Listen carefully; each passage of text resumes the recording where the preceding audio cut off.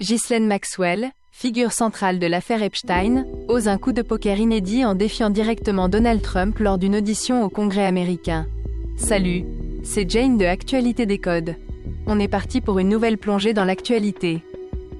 Condamnée à 20 ans de prison pour son rôle clé dans le recrutement et l'exploitation sexuelle de mineurs, au profit de Jeffrey Epstein, elle participe à l'audience en visioconférence depuis un centre de détention fédéral au Texas. Dès les premières questions des élus sur sa relation intime avec le financier, ou sur son implication présumée dans le trafic de jeunes filles, elle adopte une ligne de défense inflexible. Invoquant le 5e amendement de la Constitution américaine, elle refuse systématiquement de répondre, protégeant ainsi son droit contre l'auto-incrimination. Ce refus répétitif, presque rituel, ne fait qu'attiser les spéculations sur les révélations qu'elle pourrait détenir, transformant l'audition en un spectacle de tension contenue.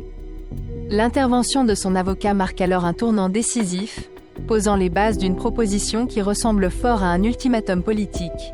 Il déclare que Maxwell est prête à livrer un témoignage exhaustif et sans filtre sur l'ensemble des opérations d'Epstein, à condition que le président Trump lui accorde une grâce exécutive, le seul mécanisme capable d'annuler ou d'alléger sa lourde peine.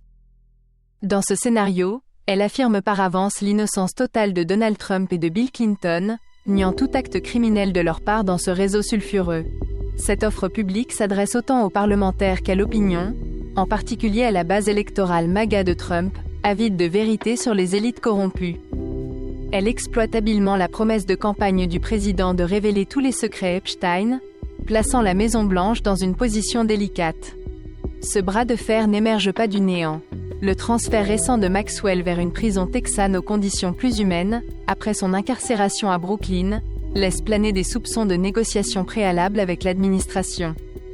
À l'approche des primaires législatives et du 250e anniversaire des États-Unis en 2026, ce dossier représente un risque majeur pour Trump, entre rumeurs de complot et pression pour une transparence absolue. Ignorer la demande de grâce alimenterait les accusations de cover-up, tandis qu'y céder exposerait à des critiques de favoritisme.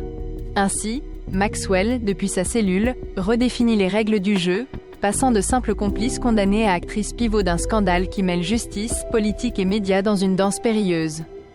L'audition de Ghislaine Maxwell devant la commission américaine apparaît comme un spectacle étrange mêlant discipline juridique d'un côté et calcul politique de l'autre.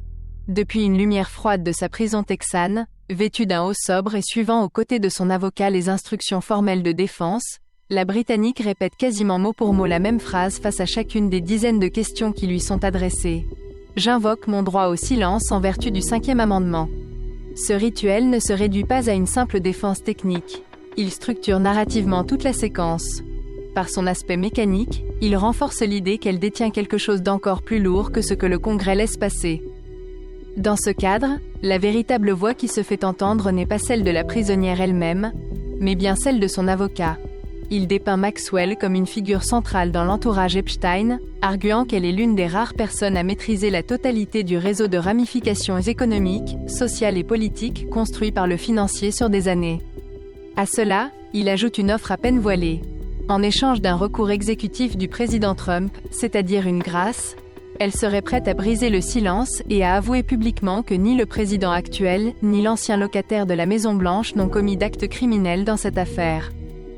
Cette mise en scène place l'Élysée de Washington, ou plus exactement la présidence, comme l'arbitre implicite d'une partie non écrite. La version officielle de l'histoire selon Maxwell ne sortira qu'en échange d'une faveur politique. Cette stratégie présente un double versant où se mêlent pression sur le public et pression sur la cour. Le propos de l'avocat vise à s'adresser tout autant aux élites qu'à la base électorale de Trump. Si l'opinion veut vraiment la vérité sans filtre, il existe un levier simple, c'est-à-dire le recours présidentiel à la grâce. Mais cette rhétorique joue aussi sur la fracture entre la promesse de transparence faite par Trump pendant sa campagne, « Vous saurez tout », et la réalité de négociations potentiellement secrètes autour de Maxwell. Les observateurs soulignent alors que l'affaire Epstein est devenue une boîte de Pandore que l'exécutif a lui-même ouverte, mais dont il commence à craindre qu'elle le disloque trop proche des élections législatives, et surtout proche du grand anniversaire du 250e anniversaire des États-Unis. Dans ce contexte, Maxwell n'est plus simplement une complice déchue, elle est devenue un métronome politique. Chaque mot qu'elle pourrait prononcer, ou dont on suggère qu'elle prononcera, agite les lignes de fracture traditionnelles entre républicains et démocrates, entre justice et spectacle. Ghislaine Maxwell et l'affaire Epstein ne se limitent plus aux États-Unis. Le scandale prend d'une ampleur planétaire, qualifié par des analystes de virus transnational, qui ronge les démocraties occidentales. Les parlementaires américains, confrontés à des dizaines de milliers de pages déclassifiées par le ministère de la Justice, expriment une stupeur collective devant des descriptions glaçantes. Des victimes âgées de 9, 10, 14 ou 15 ans reviennent sans cesse, alimentant un sentiment d'horreur morale absolue.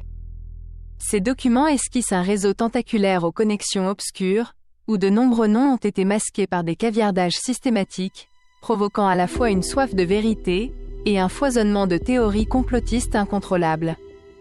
Les élus, qu'ils soient républicains ou démocrates, soulignent des profils particulièrement troublants dans cette masse papier.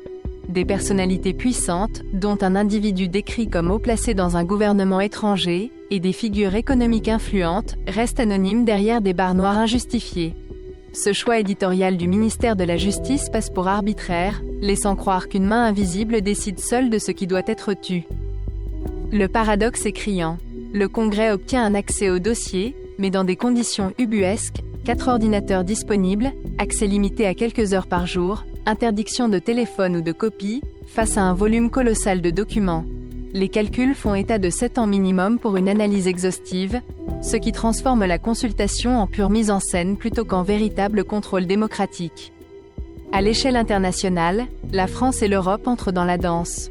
Les archives mettent en lumière des rabatteurs spécialisés, à l'image de Jean-Luc Brunel, agent de mannequin parisien lié à Epstein, soupçonné d'avoir fourni des dizaines de jeunes femmes, majeures ou mineures, avant son suicide en prison en 2022 suite à des mises en examen pour viol et harcèlement. Un autre nom surgit, celui de Daniel Saïd, dit Skade, photographe franco-algérien devenu suédois, cité plus de 2000 fois pour avoir chassé des mannequins à Paris et Barcelone au profit du financier. Ces révélations percent les milieux de la mode, du show-business et des affaires, attisant les débats au Parlement français où la France insoumise pousse pour une commission d'enquête, malgré les réticences de Yael Braun-Pivet qui privilégie la justice.